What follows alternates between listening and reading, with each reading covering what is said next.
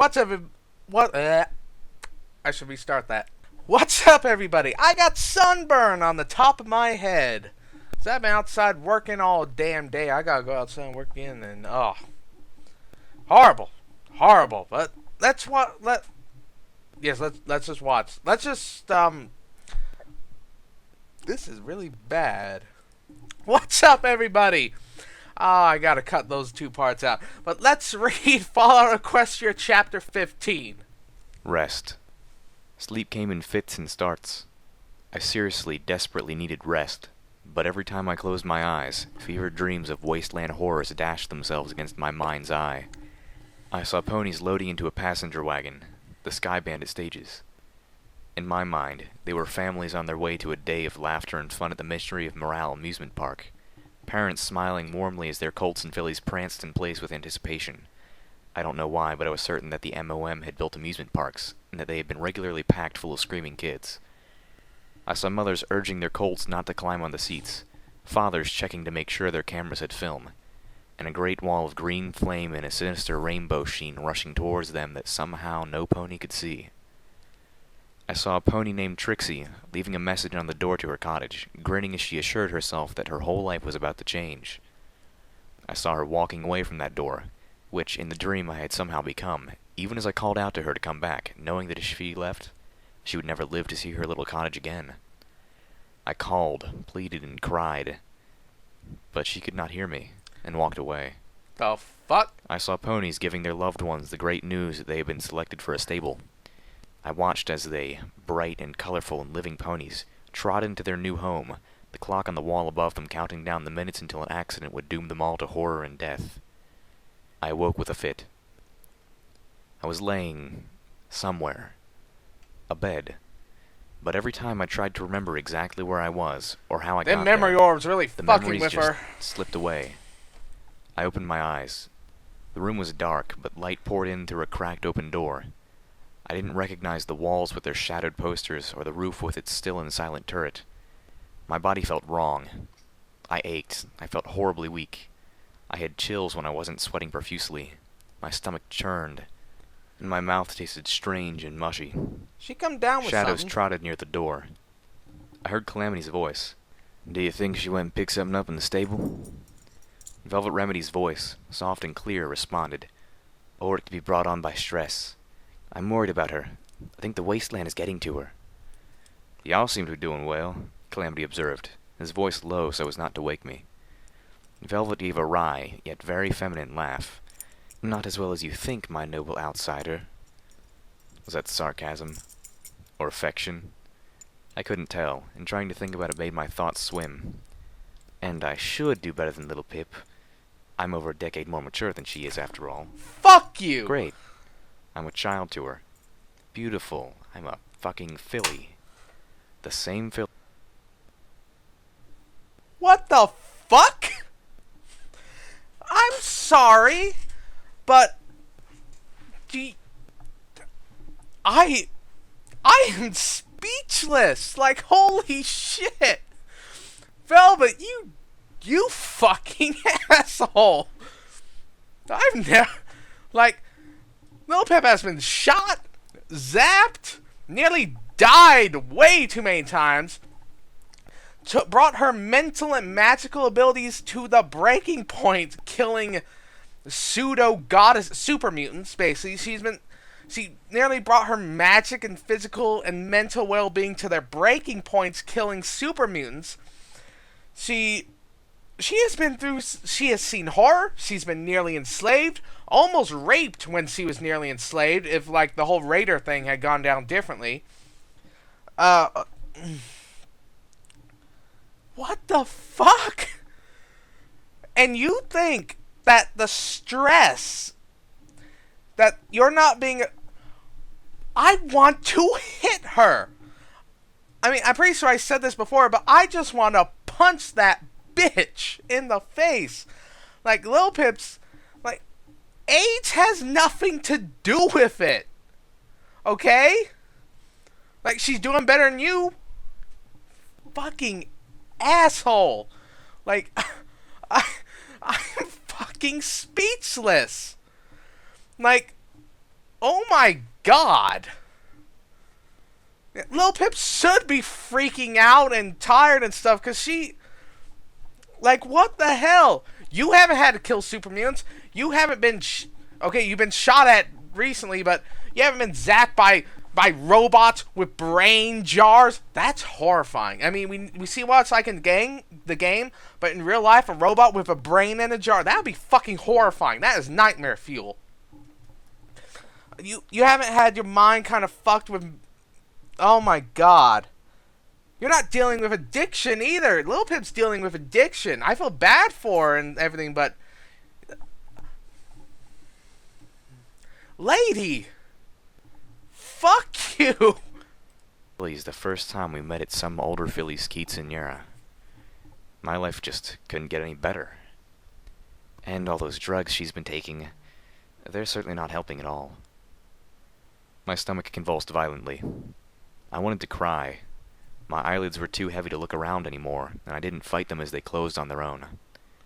I turned away from the slice of light coming through the door, falling again into a fitful sleep. "Are you gonna stay with her all night?" Calamity's voice was a whisper, very close to my bed. I wasn't entirely sure that I was awake, much less at which point the tides of dreaming had deposited me onto the shore of awareness. I vaguely recalled a change in the darkness, a fluctuation of light, perhaps the opening of a door. "At least until her fever breaks." The whisper of Velvet Remedy's voice sounded nearer my head. My ears twitched. "She awake?" "She's been in and out. She'll sleep better once the fever's broken." Wonderful. My body felt alien to me. My mind was a horrible, shifting haze. I said a silent prayer to Celestia, begging her to take my sickness from me and cast it to the moon.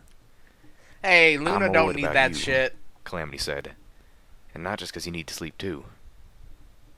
"Celestia, do you hate me?" My sickness and misery was giving them time to bond. My mind started tormenting me with... See, I kind of wonder something. Like, we know alicorns are not gods. They're not even close to gods. Like, even the actual Celestia and Luna are not close. Like, I wonder if, in reality, K-Cat, you know this, and you wrote it like this, and it's going to be discovered, but it's been 200 years, right? And they've been stuck in a vault, a place that's probably been made with propaganda and stuff, because it seems like a control vault, where equestrian society was left mostly unaltered and such. I wonder if the idea that Celestia and Luna are gods, like actual gods, with physical form, happened over the course of 200 years. Like, in reality, they're like they are in the show. They're just ponies with a bit more power. They might actually not have that much more power. From what the show has shown us, they might not have that much more power than the average pony. It's when you combine them all together that they become a fucking powerhouse, as the Tyrek fight showed. But individually, not really.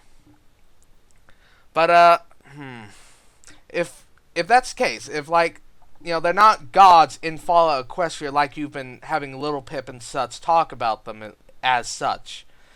If that's just the evolution of culture and worship and religion inside the vaults and across the Equestrian wasteland, like these, rumors of these all-powerful beings from 200 years ago who ruled the land and could control the heavens. Like, that would be good. Like, if that's what it turns out to be, like, it's not that Celestia and Luna were gods, it's that the tales and the ideas have changed and evolved, and without Celestia or Luna actually there to keep revealing the truth and, you know, showing ponies what's really going on, if they just sort of became deific, divine figures, that would be really good. I mean, you might have actually made so they're gods in this reality. I don't know, but if that's the case, where it's just that they that the tales and stories have been changed through time, so they became gods, that would be really good. images of how they might be spending their time together now that I was effectively out of the picture. They fucking... Oh? My fevered brain insisted that she sounded pleased, as well as oddly condescending. "You spell shit anywhere near as strong as them." Calamity paused. "Alicorns. I guess we're calling them now." Was that disgust in Calamity's voice? No, not disgust, but something else. Something unpleasant, as if the word didn't taste good. "Your point. If you're gonna be making a habit of using your body to shield other ponies, you need to start wearing armor," Calamity insisted. Yay, Calamity. I was going to tell her that, too. Just never quite had the chance. My head was feeling heavy. Just listening seemed to take effort. My body was too hot, the blanket drenched in sweat, but my limbs were too heavy to move. Sleep was creeping up on me like a manticore ready to pounce, wanting to drag me off into nightmares again. "Won't get me into anything worn by one of those nasty raiders," Velvet was saying. I realized I'd missed part of the conversation. "Wouldn't want you to. Slaver armor neither. Bad idea. Ask little Pip when she's up and about." Calamity whispered. I will have you know, it probably looked "When we get really tempo, awesome. We're gonna buy some proper duds for the equestrian wasteland." My despondency evaporated at those words. A strange sense of relief, twisted by illness, washed over me.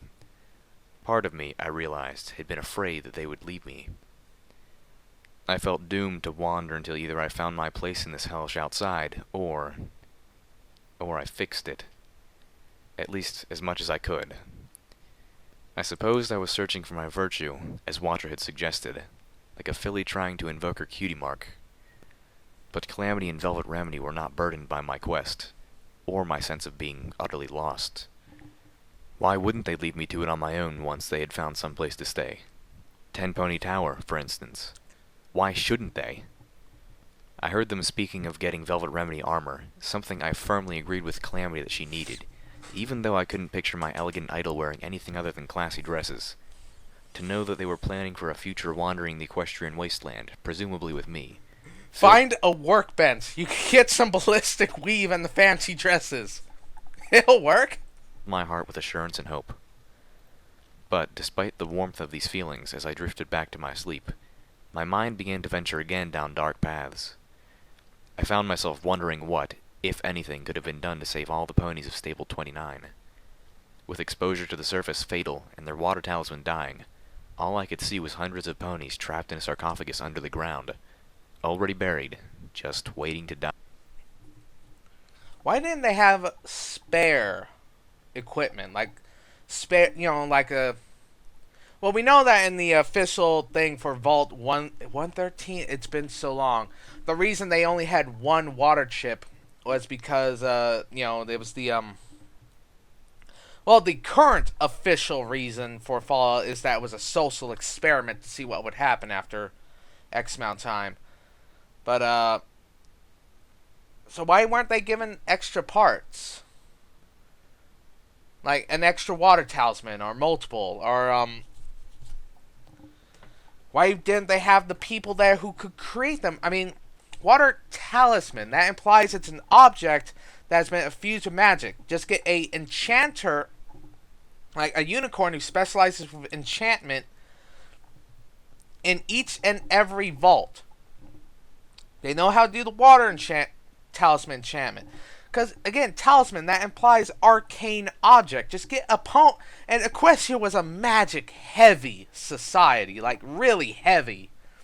You'd think that enchanters would be a thing you just go. Fine. Get them. And one in every vault. They could teach people. They could, repair shit. I guess it was a system of trusting... I don't fucking know. They did not. I'm so pissed at Velvet Remedy. Need to die with such violence and horror. But the only way I could think of saving even one of them... No. That would have been too abhorrent to consider. The only way to save even one of them would have been to make sure the strain on the water talisman was so minimal that its deterioration would have taken several decades.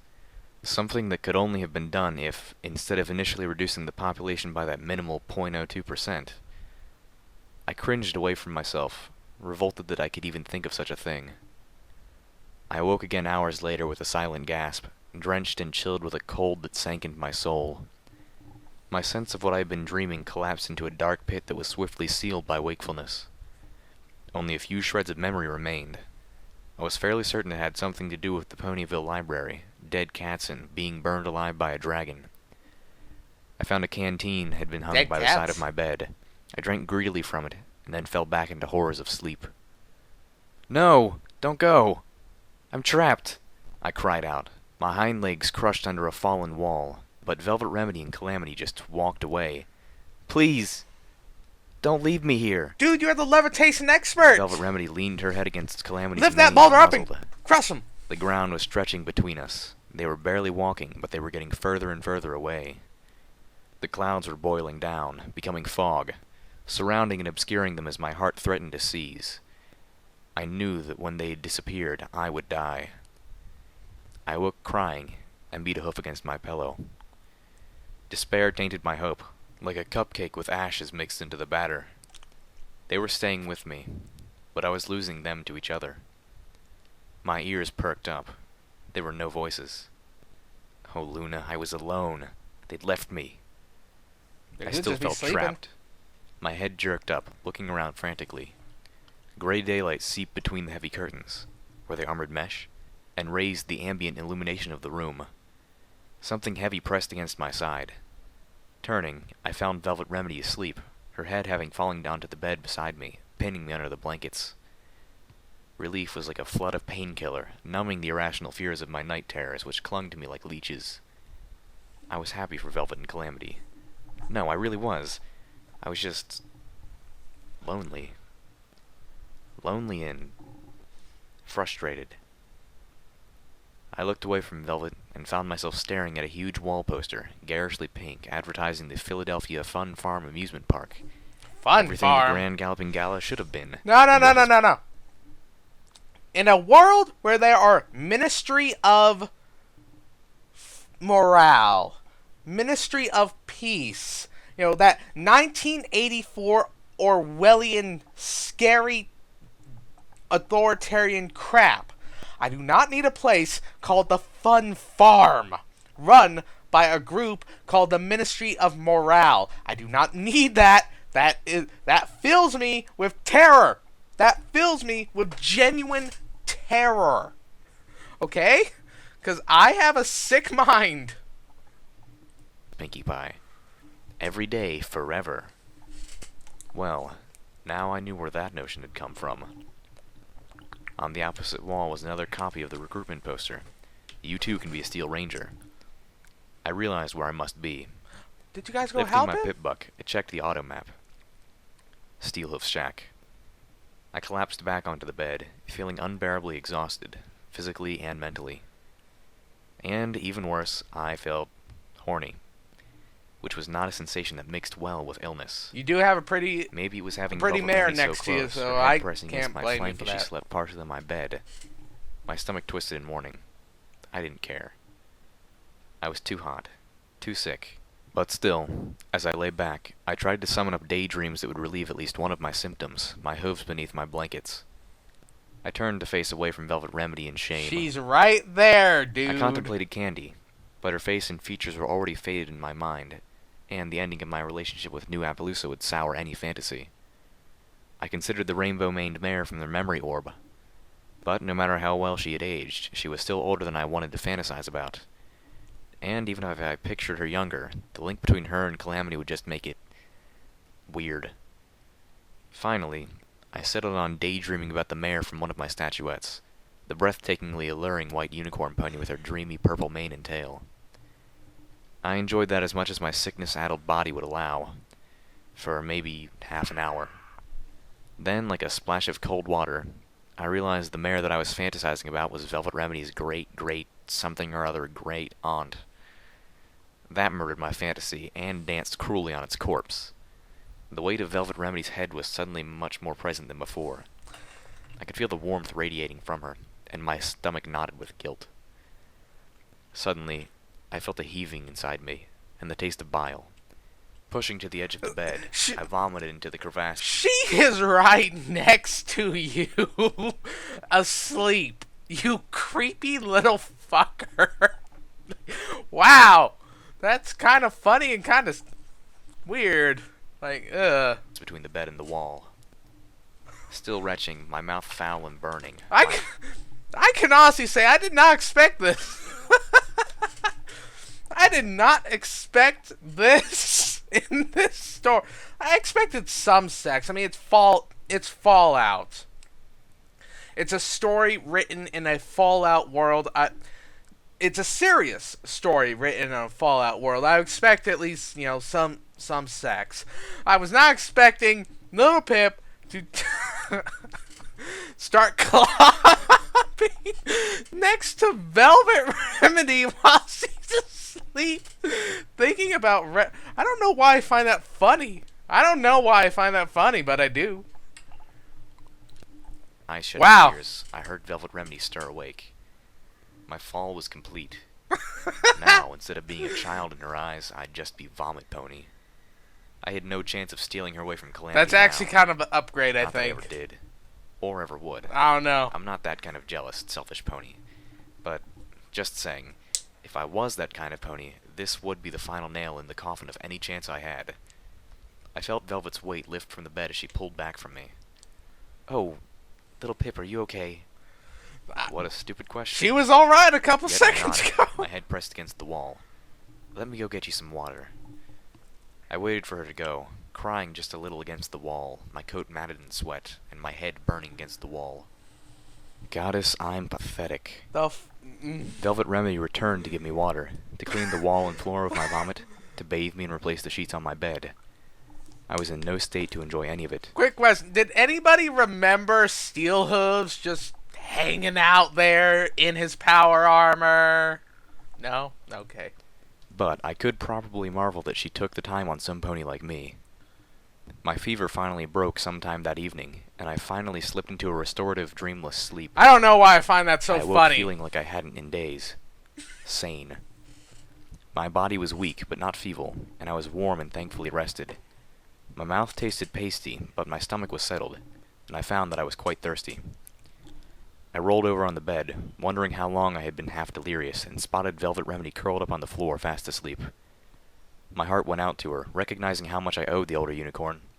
Her head rested on an old jacket, and some pony had pulled a blanket over her while she slept. I was sure it was Calamity, and I was pleased. As I floated the canteen from the bedpost, the deep, resonating voice of Steelhoofs carried in from the other room. Sorry, but I just don't buy it. I don't get you, I heard Calamity respond. There was something in the tone of both ponies that caught my attention. My ears perked, and I drank quietly as I listened. Okay, so they got him. Your group is like the beginning of a bad joke, Steelhooves elaborated. Your group is like the beginning of a bad joke, Steelhooves elaborated. A covert agent, a princess descended from pre-war aristocracy, and an outcast from an advanced civilization trot into a saloon and try to tell ponies that they're completely normal. I nearly choked. Swiftly and without a sound, I plugged the canteen and rehung it on the bed. You think we're lying? Thank you, Calamity, for sounding offended. I think you're either lying to me, or they're lying to you. I heard a stomp. I assumed it was from Calamity. What makes you think? Because I was conscious, if barely. I saw all of us down for the count. That alicorn was at full strength, unimpaired, her magical shield shrugging off grenades. Then, a moment later, she was dead. The low voice gave a grave accounting of our meeting battle like a schoolteacher reading test scores. A single bullet hole, right through the brain. You want me to believe some innocent young mare just weeks out of a stable did that? Do you even believe that? Them stable ponies are I didn't special. like how quiet Calamity was before saying, Yeah, I do, 'cause that's what happened. An innocent young mare, Steelhooves repeated. Just out of a stable. With refined criminal skills that let her pick every lock and hack every computer, even when no pony else in 200 years has managed the feat. I frowned. I had to admit, I'd wondered about the lack of other skilled lockpickers myself. But then, I also knew that I had honed my skill in precise telekinetic lockpicking over years as part of my attempt to conjure my cutie mark. My cat proved that my natural talents are focused towards mundane and arcane sciences, and my studies as a pit buck technician and the tools of my trade gave me the education to manipulate terminals that few outsiders would have. But, most of all, I knew that I hadn't been anywhere near as good at either of these things when I left Stable 2 as I had become since. I had been reading books and getting a lot of practice. Steelhooves continued. For that matter, a stable that is still in closed operation. It's hard enough to find a stable whose population survived. A dark cloud threatened my mind at that. Calamity's voice was low, and perhaps a little dangerous. Are you suggesting that they ain't from a stable? No, I'm sure they're from a stable. The voice was cool and even. I just find it more believable that they are highly trained agents on a mission, perhaps from some place akin to the Ministry of Awesome Black Ops facility, than wide-eyed tourists from a repository for civilian ponies. You are going to be so I surprised! thought Calamity said the Ministry of Awesome didn't actually do anything. Calamity nickered. That's, ridiculous. Really? Steelhooves asked. She survived a train jumping off of a cliff. I caught her. Steelhooves paused and seemed to concede that one. How did you meet her? My friend hesitated. Then, with a sad breath, I nearly killed her. She just come out of Ponyville where she cleared the nest of raiders, Calamity explained. She was covered in blood and wearing armor she'd scavenged from 'em, so I mistook her for a raider herself. Swooped out of the sky and started shooting. I could hear the regret in his voice. I felt a pang in my heart for him, but I also winced at his description. Even Calamity seemed to do a double take at how that sounded, because after a pause he quickly followed with, "They were raiders, mind you. Raiders ain't that hard to kill." Then, seeming to remember the wagon crash, he amended, "If you're at least a little lucky. And the terrain is on your side." I see. Steelhooves deadpanned. So, she's not a secret agent death pony. She's just lucky.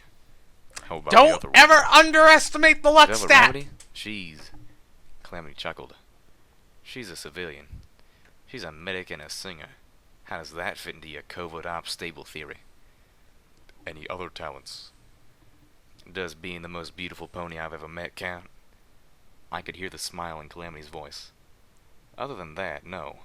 I mean, well, she does have a freakish knack for getting what she wants. Bartering, I mean, and talking folks into stuff when she's not being... Calamity, shut up. Good buck, Calamity. Don't finish that sentence. A direct descendant of one of the 3 founders of Stapletech.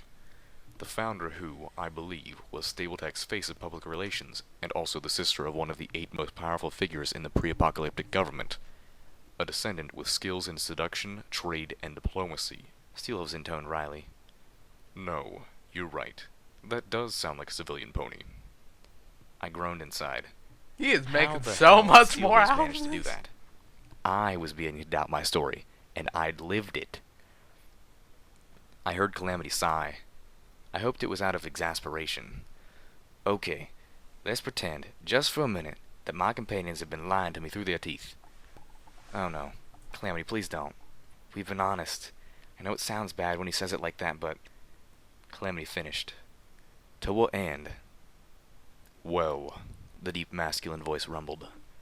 they marched into the center of a battle between raiders and slavers, somehow got the heads of 2 factions to sit down in the short one's crosshairs, and then proceeded not only to eliminate the one they didn't like, but to kill the dragon running the show, assuring the one they wanted was in charge. Calamity interrupted. I dare say I might have had a bit to do with that myself. Steelhooves continued, undissuaded. To me, that sounds like a lot of a special unit rearranging local power structures to suit their purposes, whatever those purposes might be.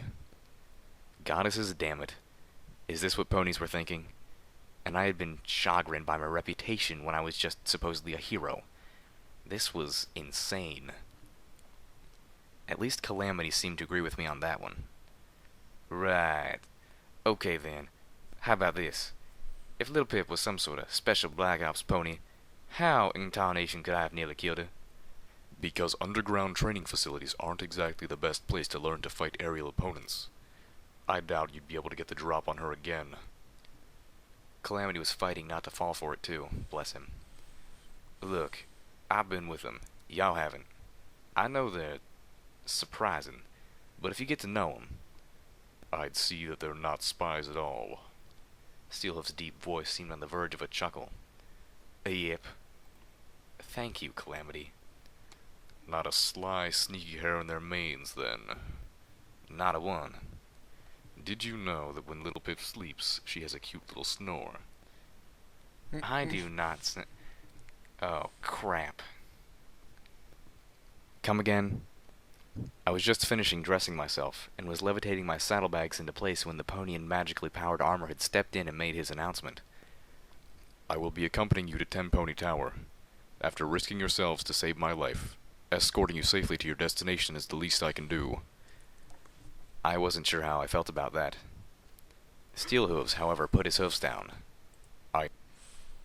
I love these kinds of storylines for one reason.